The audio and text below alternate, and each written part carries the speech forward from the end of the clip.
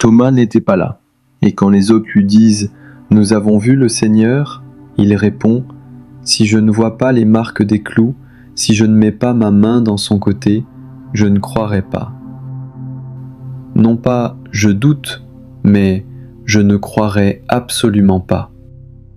En grec, où « mais » le double négatif absolu. Et Jésus revient, une semaine plus tard, exprès pour Thomas. Partie 1, Éphésiens 2.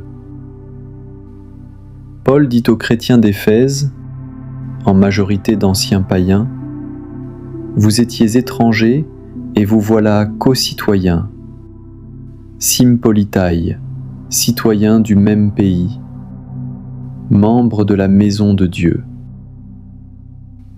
Et cette maison est bâtie sur le fondement des apôtres et des prophètes. Thomas en est une pierre. Et la pierre angulaire, acrogoniaios, c'est le Christ. La pierre qui aligne toute la structure, la pierre sans laquelle tout s'effondre. Toute la construction est ajustée en lui, grandie pour être un temple saint. Et vous, vous êtes bâtis ensemble pour être une demeure de Dieu dans l'Esprit. Thomas, en disant « Mon Seigneur et mon Dieu », s'est intégré à cette construction. Partie 2, Jean 20. Thomas est absent lors de la première apparition, et sa résistance est remarquable. Non pas « je ne suis pas sûr », mais « si je ne vois pas, je ne croirai absolument pas ». C'est une position épistémique claire. Il exige une expérience directe. Et Jésus revient pour lui.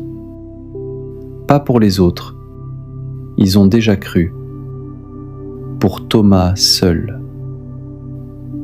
Apporte ton doigt ici.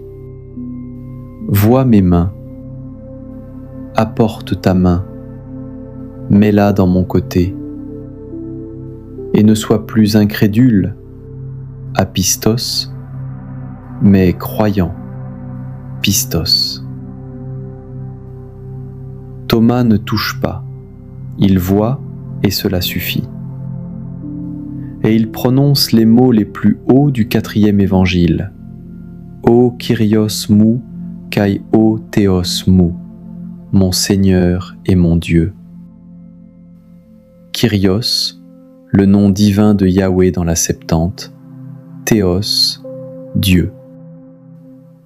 Thomas confesse en une phrase ce que Jean a mis 20 chapitres à développer.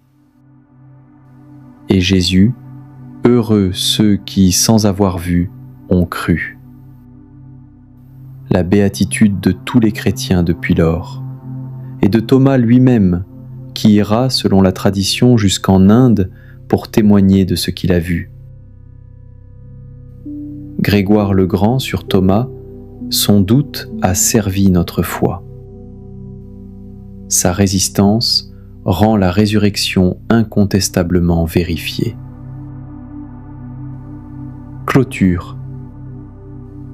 Thomas est le saint patron du doute honnête, non le cynisme, mais la demande de rencontre réelle.